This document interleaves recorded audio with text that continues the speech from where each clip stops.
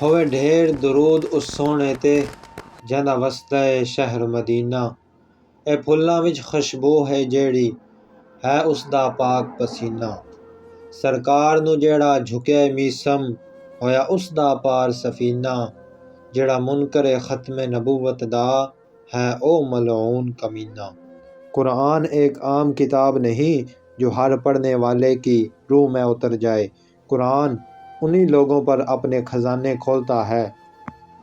جو متقی ہیں، یعنی وہ لوگ جو ہر اس بات سے رک جاتے ہیں جو اللہ کو ناپسند ہوتی ہے، اور ہر اس کام پر لگ جاتے ہیں جو اللہ کو محبوب ہوتا ہے، اور پھر یہی لوگ ہمیشہ غالب رہتے ہیں۔ کی محمد سے وفا تو نے تو ہم تیرے ہیں، یہ جہاں چیز ہے کیا لوح و قلم تیرے ہیں۔